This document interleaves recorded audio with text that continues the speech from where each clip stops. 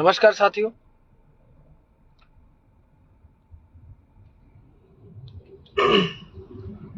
हम लोग कुछ ही समय में यारोदा पहुंचने वाले हैं और जिस प्रकार से प्रशासन जो क्रूरता बरत रहा है वो सारी आप लोगों को पता है, हमें पता है, सभी को पता है।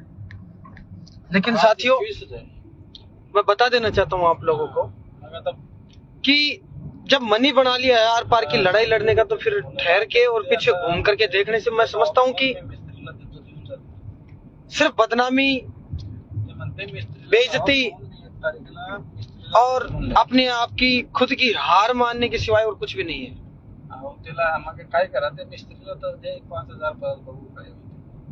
मीटिंगें होती आई हैं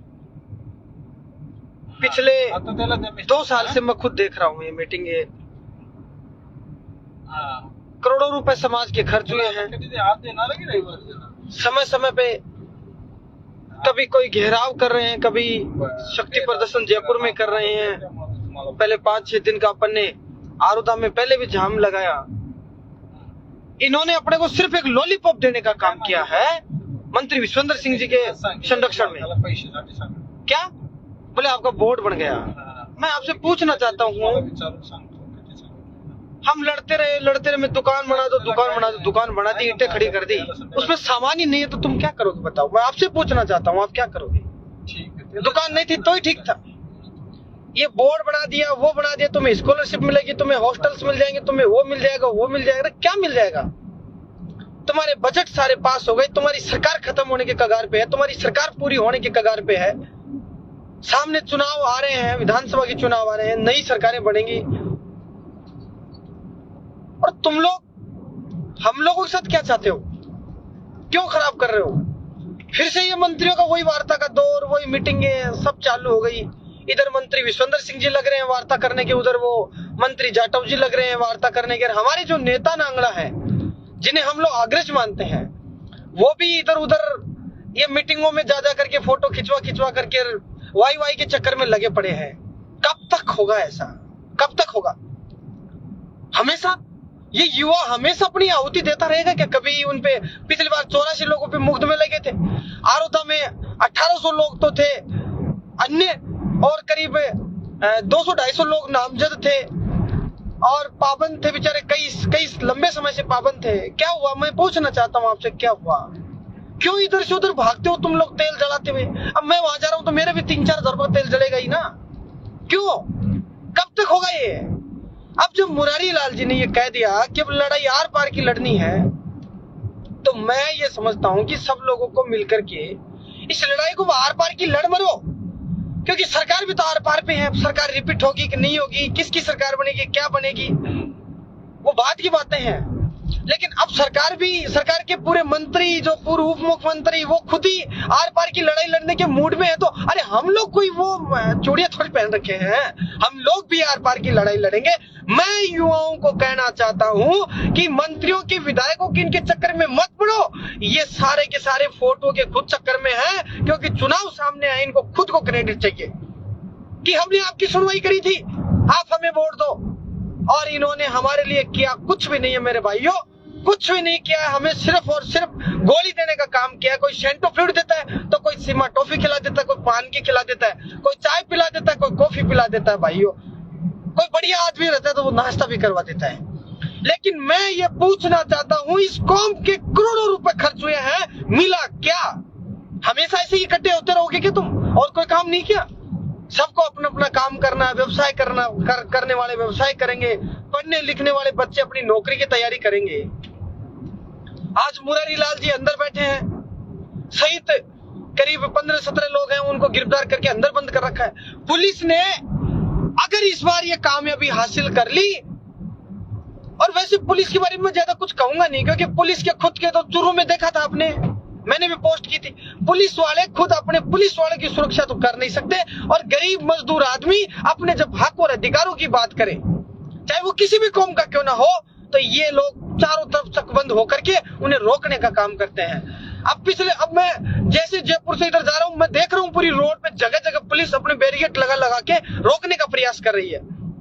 ये तो सौभाग्य था कि हमारे पास एक कार्ड था उधर का, हम उस कार्ड को दिखा देते, भाई हम तो शादी में जा रहे हैं, देखो तो सही क्या हाल हो रहा है। अरे कब तक होगा ये, हमारे तो समझ से बाहर है। देखिए अब जो भी हुआ सो हुआ। अब मैं संपूर्ण राजस्थान के मेरे भाइयों और बुजुर्गों, नौजवान साथियों, माताएं बहनों, मैं आपसे ये निवेदन करता हूँ, ये अपील करता हूँ कि अब आप लोगों को उठ जाना चाहिए। और ये जब आर पार की लड़ाई का मन अपन लोगों ने बना लिया, तो इस मन को, अब इस लड़ाई को अपने को आर पार की लड़ाई लड़ना है। और जब तक हमारी मांगों पे सकारात्मक वार्ता नहीं हो जाए, जब तक सकारात्मकता नहीं आए, ये देखो ये फिर से वो चीजें चलने लग गई कि हमारी वार्ता हो गई, ये हो गया। अब मैं देख रहा हूँ उधर मंत्री विश्वेंद्र सिंह, जयपुर में भी आला नेता जो है सभी लगे हुए हैं कि हाँ ठीक है, वार्ता हो गई, काम हो जाएगा, वो जाएगा। अरे कब तक हो जाएगा यार, कुछ नहीं होगा यार, लिखित में दो, फ्री करो यार मामला। हमें बार बार में ये लड़ाई लड़ने का शौक नहीं है, एक बार लड़ाई लड़ते हार पार की, चाहे कोई भी हो, चाहे हमारे, अरे हम तो बहुत खुश होंगे कि हमारे शरीर के खून की बूंदें इस माँ भारती को और इस कौम के काम आ जाए, तो हम तो अपने आप को भाग्यशाली समझेंगे। 15 सितंबर को भी जेल में गए थे, 15 सितंबर को भी जेल में गए थे, खूब लाठियां खाई थी, शरीर पे पता नहीं थे कितने घाव थे, लेकिन हम टूट के थोड़ी बैठ गए घर पे कि हाँ भाई अब हम और लड़ाई नहीं लड़ सकते। हम लड़ सकते हैं, हम पीछे नहीं हटेंगे। और पुलिस प्रशासन के तमाम साथियों से निवेदन करना चाहता हूं कि ये डराना धमकाना बंद कर दो।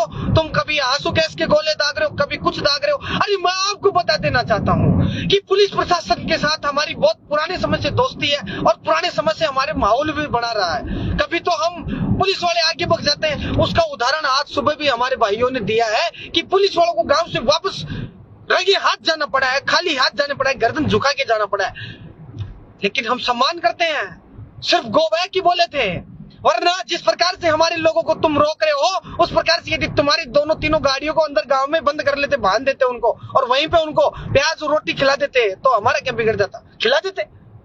कोई दूसरी बात थोड़ी है। तुम लोग यदि तुम्हारे अस्त्र शस्त्रों का इस प्रकार से काम में ले सकते हो, तो हम कौन सी चूड़ियां पहने घूमते हैं यार भाई जी, हम भी तो कर सकते हैं। मेरा आप सभी से निवेदन है कि सभी लोग, हम किसी भी कीमत पे पीछे नहीं हटेंगे। अभी जाकर के मौका और देख लेंगे, लगातार मेरी वहां पे जो नौजवान साथी उनसे बात हो रही है, सारे लोग आरोदा पहुंच रहे हैं। हाँ गाड़ियों को रोक रहे हैं 20-30 किलोमीटर दूर, लेकिन अपन लोग पैदल चलेंगे, बाइक से चलेंगे, जो भी अलग व्यवस्था होगी, बसें वगैरह जो भी होगी, उनसे अपन लोग पहुंचेंगे। और राजस्थान के तमाम साथियों से, नौजवान साथियों से मैं कहना चाहता हूं, अगर तुम्हारे शरीर में दिल है और तुम्हारे शरीर में यदि दिमाग है, तो आप अभी उठ जाइए, जाग जाइए और अपने आप को मजबूत कर लीजिए मेरे भाइयों। ये वक्त अगर गुजर गया तो तुम कभी नहीं लड़ पाओगे। रही बात आंदोलन करने की, कभी नहीं कर पाओगे, कभी नहीं कर पाओगे। मैं आपको बता रहा हूं, फिर वही बात हो जाएगी। नेतागिरी करने वाले लोग करते रहते हैं, हमें कोई फर्क नहीं पड़ता, लेकिन अगर ये आंदोलन सफल नहीं होता है, पूरे प्रदेश भर में, पूरे देश भर में बदनामी हो जाएगी। तुम टिंडेरा पीटते घूमते हो, माली साके मोरियर काचीर, ये पता नहीं कितने नाम बोलते हो, 15-20 एक नाम बोलते हो, सबकी बदनामी हो जाएगी भाइयों। अरे बदनामी हो जाएगी, तुम और हम सब लोगों की बदनामी हो जाएगी। इसलिए अब लड़ाई आर पार लड़ने का मन बन गया। अगर सरकार को वार्ता करनी है तो लिखित में फरमान जारी करके फेंक मार कि ले जाओ, तुम्हारी ये सारी मांगे हमने मान ली है, सारी बातें तुम्हारी मान ली है, तो हमारे को काहे। अरे हमें मजा आता है क्या धूप में घूमने का? हमें मजा आता है कि हमारी जेब से 2 रुपए खर्च हो? किस चीज का मजा आता है? या फिर हमें मजा आता है सरकार को परेशान करने में, या फिर हमें मजा आता है पुलिस में हमारे जो भाई हैं उनको परेशान करने में?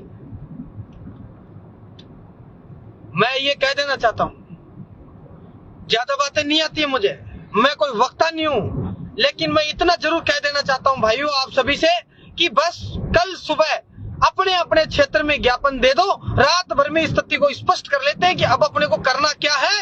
रात भर में आपको बता दिया जाएगा, चाहिए 100 किलोमीटर पैदल चल करके क्यों ना आना पड़े आपको, आप आएंगे। साथ में अपनी रोटी, जो प्याज, जो लकड़ी वकड़ी जो भी तुम लाओ, वो तुम्हारी साथ लेके आना। भाइयों ये लड़ाई यदि अपन नहीं लड़ते हैं तो पूरे जीवन में 7 पीढ़ियों में तुम्हारा अपन ऐसा आंदोलन नहीं कर पाएंगे।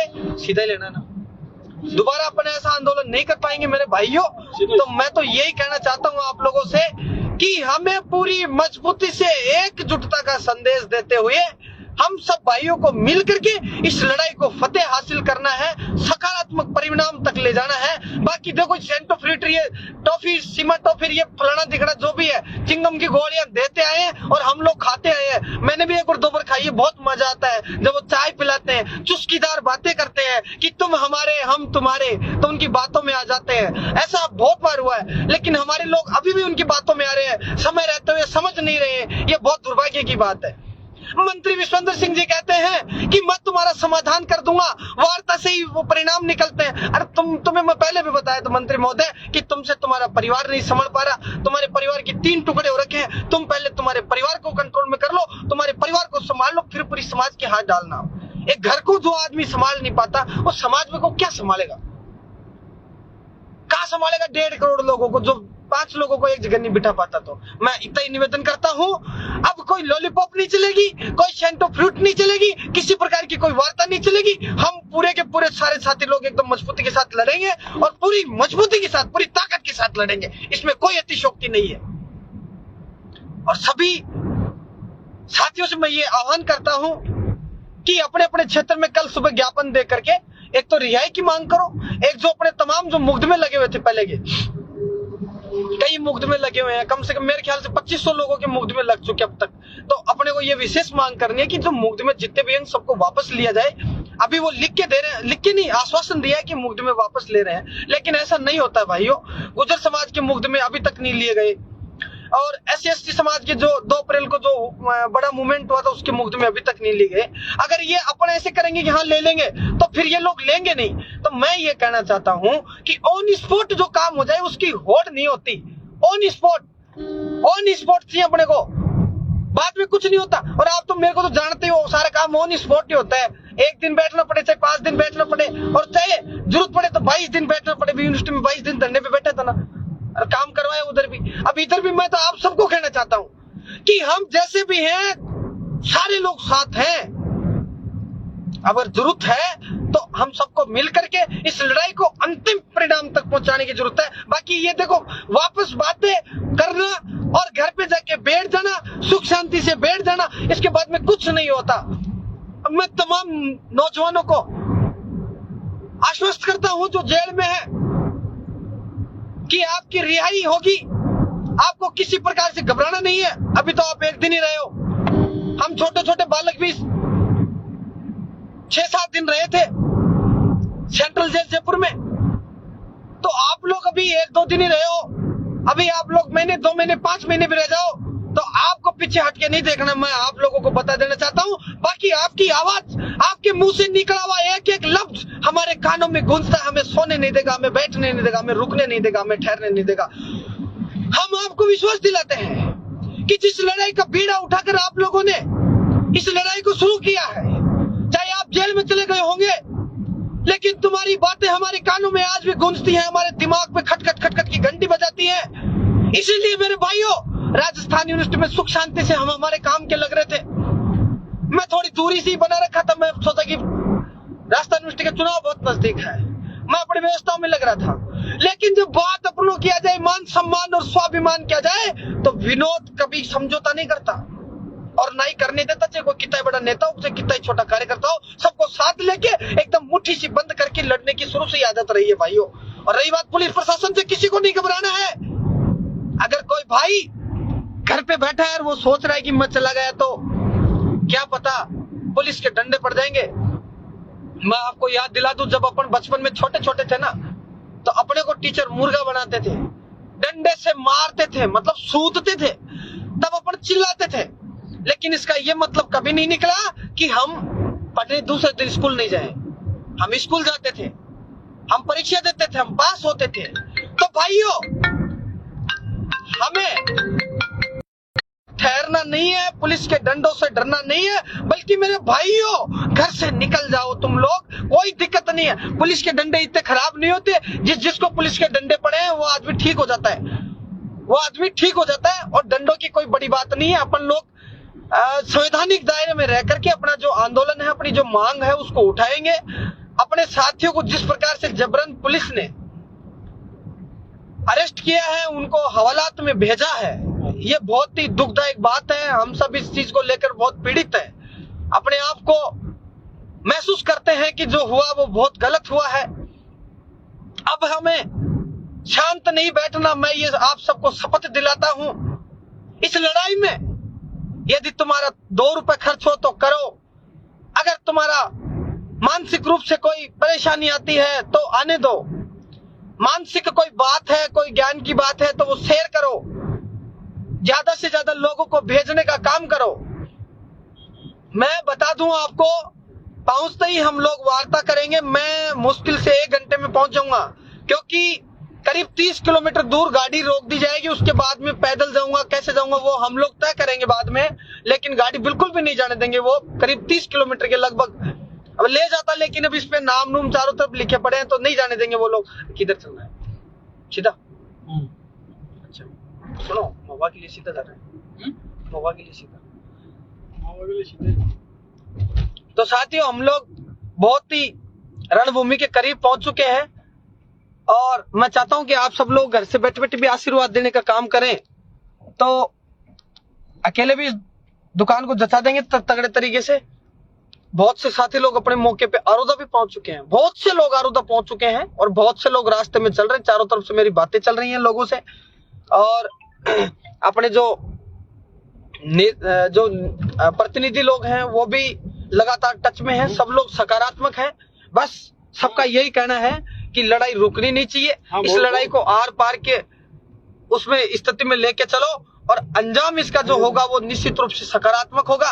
और देखिए, कोई भी लड़ाई अपन लड़ते हैं, कोई भी लड़ाई क्यों ना हो, उसमें स्ट्रगल करना पड़ता है, संघर्ष करना पड़ता है। अगर यूं ही घर पे बैठे बैठे अगर खाना मिल जाए तो कोई लावनी नहीं करे, कोई खेत में खोदी नहीं करे, सीधी रोटियां मिल जाए तो भाइयों 6 महीने उसके लिए भी प्रयास करना पड़ता है। और कोई भी आंदोलन हो, कोई भी संघर्ष हो, किसान आंदोलन से हमें इस बात का संकल्प लेना चाहिए, इस बात का जो है हमें सुझाव लेना चाहिए, ज्ञान लेना चाहिए। किसान आंदोलन से सीख लेनी चाहिए कि किसान आंदोलन में जो हुआ वो आप और हम सब लोगों को पता है। 1 साल तक वो आंदोलन चला, उसके बाद में केंद्र की सरकार को झुकना पड़ा था और किसानों की जीत हुई थी भाइयों, मांगे भी पूरी हुई थी। तो मैं आप सभी से यही कहना चाहता हूं कि आंदोलन कितना भी लंबा चले, मैं आपको मेरा बैग दिखाया नहीं, मैं बैग दिखा दूं। मैं पूरे 1 महीने के राशन और शासन सिस्टम के साथ आया हूं। पूरे कपड़े, पूरे मेरे जो जितने भी बोरिए बिस्तर है, सारे पैरने, ओढ़ने, नहाने धोने सहित सारे भाइयों हर प्रकार से हम तैयार होके आए हैं। आप लोग भी तैयार होके आ जाओ। अब जब मैं 1 महीने का रुक सकता हूं तो समझ लो मैं 1 साल भी रुक सकता हूं। और महीनों के आंदोलन और धरने पहले भी किए हुए हैं विनोद भुदौली के, और विनोद भुदौली आपका भाई पूरी मजबूती के साथ रहेगा। इसमें कोई अतिशोक्ति नहीं है, चाहे कोई भी कीमत चुकानी पड़े, हम हर स्थिति में तैयार है। पेज अरोदा पे नहीं चलेंगे, अरोदा सीधा तो गाड़ी रोक देंगे। तो मेरे भाइयों, अब मैं ज्यादा कुछ नहीं कहना चाहता, आप लोगों से यही कहना चाहता हूं कि आप लोग भी जैसी जैसी व्यवस्था हो आप लोग निकल जाओ घर से निकल करके और आ जाओ रणभूमि में। रणभूमि तुम्हें पुकार रही है, आने वाली पीढ़ियां तुम्हें याद करेंगी और आने वाली पीढ़ियां तुम लोगों पे विश्वास करती हैं कि हमारे नौजवान। मेरी लोकेशन बताओ किधर चल अड़ी थे तो आरोदा आई गो। अरे आरोदा थोड़ी है, महुआ गो, ये महुआ है क्या?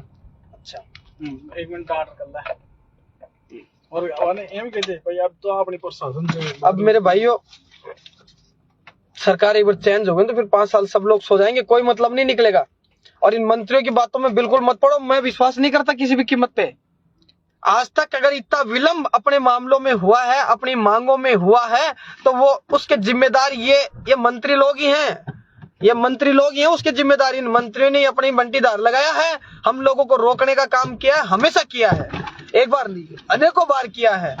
तो मैं आप लोगों से पुनः निवेदन करूंगा, अपील करूंगा कि इस बात को पहुंचा दो और संदेश ये दूंगा कि सब लोग अपना अपना राशन पानी, अपनी अपने संसाधन सुविधाएं व्यवस्थाएं लेकर के जैसे भी हो, आप ये मत देखो मुझे जाने के लिए गाड़ी चाहिए, नहीं। आप ये मत देखो मुझे जाने के लिए कोई मोटरसाइकिल चाहिए, नहीं। आप बस और ट्रेन के माध्यम से आ सकते हो, आप 5-10 किलोमीटर पैदल चल के मौके पे आ सकते हो। मेरे भाइयों याद रखना, अब नहीं तो कभी नहीं। मुझे याद है पहली बार जब राजस्थान की राजधानी में लोग इकट्ठे हुए थे लाखों की संख्या में, उस आंदोलन को किस प्रकार से अंजाम तक पहुंचाया था उसकी एक एक चीज का मुझे पता है, एक एक उसकी लाइन का, एक एक स्टेप का मुझे पता है।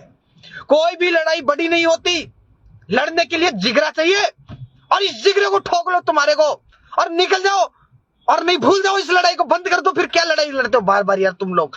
फेसबुक पे बैठे बैठे लिखते रहते हो, मैं देखता हूं। तुम डर गए, तुम जा रहे नहीं, तुम वो जा रहे नहीं रहे। अरे तुम लोग भी तो कुछ करो यार। घर बैठे बैठे कमेंट करने से कुछ थोड़े लगे रहो, जय पुलिस जय वो फलाना दिखड़ा करते रहते हो बैठे बैठे। बहुत से लोग करते रहते हैं घर पे बैठे बैठे। इनसे काम नहीं चलेगा, इनसे काम नहीं चलेगा बिल्कुल भी। बाहर निकलना पड़ेगा, लड़ना पड़ेगा, और जो भी चैलेंज आए उनका मुकाबला करना पड़ेगा, सफल होना है तो। और नहीं कोई मतलब नहीं है। बहुत से लोग कहते हैं, बहुत से लोग कहते हैं घर पे बैठे बैठे मैं ये कर दूं, मैं वो कर दूं। अरे घर के बाहर थोड़ा धूप का मजा तो लेके देखो, निकलो तो सही एक बार तुम लोग, तुम्हारी नानी याद आ जाएगी। और जो आते हैं जिनमें लड़ने का जुनून है, हौसला है, उन लोगों के बारे में पता लगा लो। वो लोग आरोदा के आसपास में हजारों की संख्या में है। पुलिस कभी उन्हें इधर से उधर भगाती है, कभी उधर से उधर भगा रही है। लेकिन मैं आपको बता दूं, अगर सुबह तुम तमाम लोग भी पहुंच जाओगे, सब लोग पहुंच जाओगे, सब लोग पहुंच जाओगे, तो पुलिस को वापस भेज दिया जाएगा। जिस प्रकार से आज एक गांव से भेजा गया था वापस, पुलिस की 2-3 गाड़ियों को गो बैक कर दिया गया था। पुलिस वालों को आगे आ रहे थे या तो उछल उछल करके, और उन्होंने कहा कि गो बैक, और उन्होंने अपने डंडे जैसे ऊपर किए, पुलिस वाले रिटर्न वक्त पर भग गए, बिना रुके भग गए। कोई ज्ञान नहीं दिया उन्होंने, कोई प्रवचन नहीं दिया, चुपचाप चले गए वो। तो मेरे भाइयों, जब तुम्हारे हौसले मजबूत हैं, हौसले बुलंद हैं, और निर्णय तुम्हारे अटल हैं, तो फिर तुम्हें कोई ताकत नहीं रोक सकती, कोई ताकत नहीं रोक सकती। और तुम घर पे बैठे बैठे टूई टूई करते रहोगे ना, ऐसे लिखते रहोगे, ये वो फलाना दिखड़ा है, ये नेतागिरी कर रहा है, वो नहीं कर रहा, वो जा रहा है, वो नहीं जा रहा। इन चीजों को छोड़ दो। 1.5 करोड़ हो तुम, अरे 5% भी पहुंच जाओगे तो तुम्हारे संबंध सरकार झुक जाएगी यार। 150 लोगों में से 5 लोग भी हिम्मत कर करके आ जाएंगे तो अपनी, अरे इसको भेज यार, कहां गए? अगर 5% लोग, सिर्फ 5% लोग भी आ गए, किसी नेता की जरूरत नहीं है, किसी सरकार की जरूरत नहीं है, किसी विरोध पर बुधौली की जरूरत नहीं है, किसी अन्य किसी नेता की जरूरत नहीं है। तुम 5% आ जाओ, तुम्हारे सामने कलेक्टर, एसपी, आयुक्त सब लोग पहुंच जाएंगे कि बोलो तुम्हारी मंशा क्या है, और अपनी मंशा क्या है स्पष्ट है। हमारे मुग्ध में वापस हो, हमें आरक्षण की स्थिति जो भी हमारी संख्या बल के हिसाब से वो हमें देकर फ्री करो, हमारे जो मुग्ध में उन्हें फ्री करो। हमारे बच्चों, जो पढ़ने वाले बच्चे हैं, कई बार फोन आते हैं, भाई क्या हुआ, हमारी कब क्या है, वो फलाना दिखड़ा,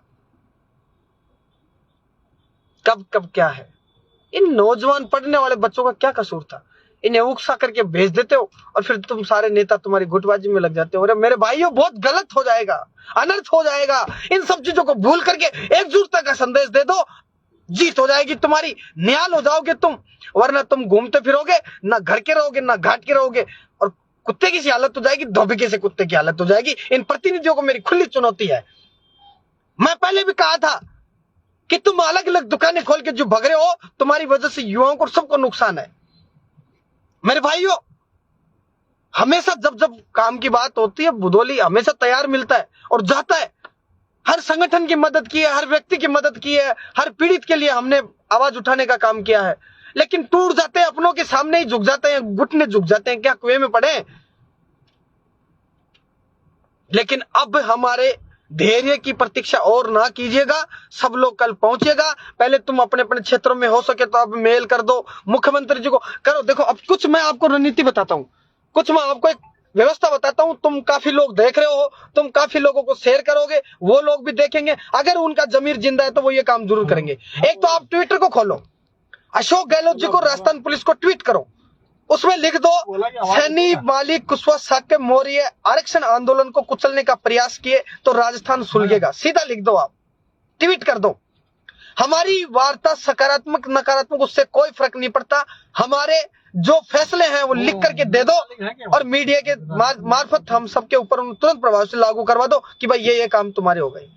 लॉलीपॉप देने का काम मत करो, साफ साफ लिख दो ना यार, ट्विटर पे करो, सारे लोग करो, मेंशन करो। सबसे पहले मैं ट्वीट करता हूं, तुम लोग उसे रीट्वीट करो, तुम लोग भी उसे कॉपी करके ट्वीट करो, और सारे के सारे लोग इस मैसेज को फैला दो, और उन्हें साफ साफ ये चेतावनी दे दो कि जब तक सकारात्मक वार्ता नहीं हो, हमें पुलिस को आगे करके हमें डराने का प्रयास मत करो। पुलिस वाले भी हमें से तो हैं, अरे 2 लाठियां खा लेंगे, मर थोड़ी गए हमें। और मर भी जाएंगे तो हमारे जो लहू है ये कोई काम तो आएगा ना, कोई याद तो करेगा ना कि हाँ कोई लड़के गए थे, तो हम क्यों डरे। और जाना तो एक दिन में से भी है, सबको जाना है यार, है क्या कोई गारंटी लेता है कि मैं नहीं जाऊंगा। तो भाइयों तैयार हो जाओ, अब भूल जाओ सारी चीजें, छोटा बड़ा भूल जाओ। आप आपस में जो छोटी मोटी जो गांठ आप बांध रखे हो उन सबको खोल दो और सारे लोग आरोदा भरतपुर के लिए प्रस्थान कर जाओ। और ये ट्वीट रिट्वीट और फेसबुक वगैरह पे सब लिखो कि हम भी आ रहे हैं आरोदा, सब लिखो। राजस्थान पुलिस को और मुख्यमंत्री गहलोत जी को, इन दोनों को ट्वीट करो, सीएमओ को भी ट्वीट करो, फेसबुक पे इनको मेंशन करो और लिख दो कि हम भी आ रहे हैं आरोदा। और हिम्मत कर लो और निकल जाओ घरों से बाहर मेरे भाइयों।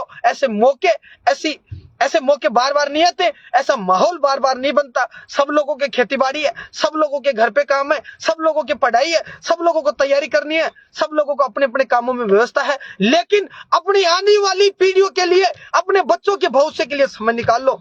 बचना चाहते हो तो, नहीं तो कोई रास्ता नहीं है। इस जमाने में जो जितनी जनसंख्या दिखाता है, जितना संख्या बल दिखाता है, उसी की सदैव जीत होती है।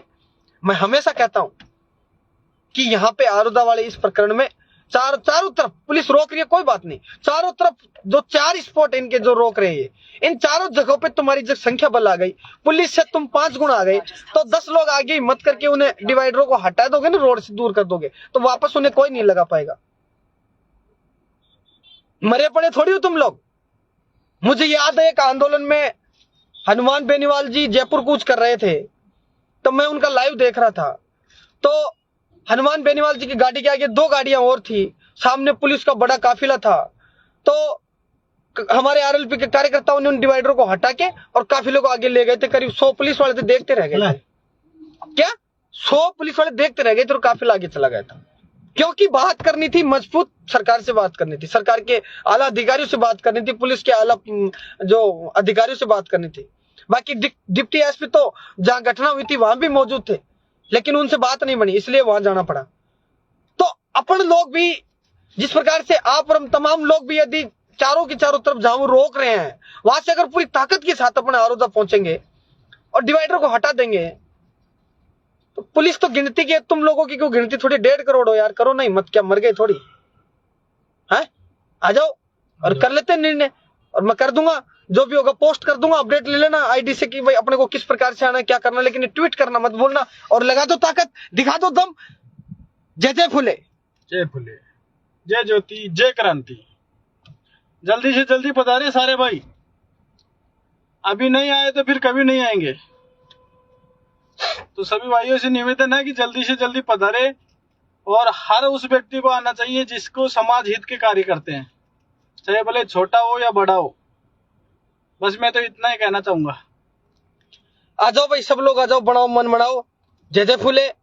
और मैं जोश में कुछ गलत कह दिया हूं तो मैं तो माफी भी मांग लेता हूं, आप जानते हो छोटा हूं आप सबसे, तो माफ कर दोगे तुम लोग, मुझे पता है। लेकिन इतना भी मुझे पता है कि तुम लोग नामर्द नहीं हो, तुम लोग कमजोर नहीं हो, तुम लोग डरपोक नहीं हो, तुम लोग मजबूत हो। एक एक व्यक्ति शेर की तरह है। अगर तुम लोगों ने मन बना लिया और इधर के लिए प्रस्थान कर दिया आरोदा की तरफ, मुझे पता है भरतपुर की जनसंख्या से ज्यादा जनसंख्या यहाँ पे पहुंच जाएगी। राजस्थान के तमाम चारों तरफ अलग अलग तहसीलों से, विधानसभाओं से और जिलों से इतनी संख्या पहुंच जाएगी। तो पुलिस प्रशासन जब कहेगा कि हमारे बस में नहीं आ रही व्यवस्था बिगड़ रही है, लोग बहुत आ गए, बहुत लोग आ गए, तो फिर सरकार कहेगी क्या किया जाना चाहिए। फिर सरकार कहेगी अरे पुलिस वालों तुम जाओ भिड़ो। फिर पुलिस वाले कहेंगे हम तो नहीं भिड़ेंगे, हमारे तो बच्चे हैं। फिर क्या होगा, फिर सरकार कहेगी तो क्या करें। फिर सरकार, अब खुद मुख्यमंत्री गहलोत जी तो लड़ने आने से रहे, मंत्री उनका कोई यहाँ लड़ने आने से रहा, मंत्री कोई हमारे सामने यहाँ वार्ता करने के लिए आने से रहा। फिर क्या होगा तुम्हें पता है, सरकार घुटने टेकेगी ठक, फिर बोलेगी बोलो तुम्हारी मांग क्या है, बोलेंगे ये हमारी मांग है। फिर कहेगी कर दो रे, इनकी पूरी कर दो, इनको भेजो घर पे यार। फिर हमारा काम होगा, फिर हमारी मांगे पूरी होंगी। और फेसबुक पे लिखने से यार वो फलाना नेता कहेगा जब जाऊंगा, और वो करेगा जब करूंगा, और वो करेगा जब करूंगा, तो मेरे भाइयों कुछ नहीं होगा। एक तुम्हारी फेसबुक को बंद कर दो और घर पे सो जाओ, भूल जाओ इन सारी चीजों को। यार बहुत हो गया यार, अब बहुत हो गया, मेरे से और बर्दाश्त नहीं होता। मेरा मन नहीं था, मैं सोचा ठीक है सब कुछ ठीक चल रहा, लेकिन सारे के सारे हमारे जो भाई थे यहाँ प्रयास करे थे, उन सारे भाइयों को ही अंदर कर दिया। अरे इससे बड़ी तानाशाही और क्या होगी, कब तक होगी? बार बार यही रहेगा कि जेल जाओ और मुकदमे खाओ और वापस छूट के आ जाओ, फिर दोबारा आओ, करोड़ों रुपए फिर खर्च करो, फिर वापस आ जाओ, फिर चले जाओ, फिर वापस आ जाओ, यही करते रहोगे तुम लोग? नहीं, हर चीज का एक अंत होता है, हर चीज की एक सीमा होती है।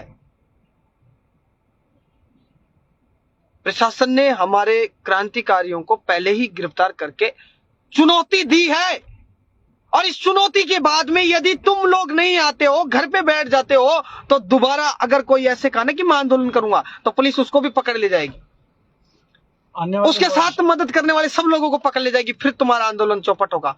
फिर सरकार ये कहेगी कि इनमें इतनी है, इनमें टाइम टाइम फीस हो गई, इनमें दम नहीं है, कोई दम नहीं है। फिर दोबारा कोई महेश जैसा नेता बोलेगा हम आंदोलन करेंगे, आरक्षण चाहिए, फिर पुलिस पकड़ ले जाएगी, सरकार बोलेगी इसको पकड़ के अंदर डालो ना, पिछली बार डाले थे वैसे, वापस ले जाएगी। फिर कौन खड़ा होगा? फिर क्या होगा भाइयों? आने वाले टाइम में फिर नेता देखेगा यार मुकदमा लगता है, अंदर ले जाके 2 लाठियां देते हैं और समाज भी खड़ा मतलब कोई निकलता नहीं है, लोग फेसबुक पे लगे रहते हैं, उल्टी सुल्टी बातें करते रहते हैं, धरातल पे उतरते नहीं है। तो फिर क्या है कि ये व्यवस्थाएं खत्म हो जाएंगी, फिर सारे लोग घर पे बैठे रहना आराम से, फिर यही कहते रहना कि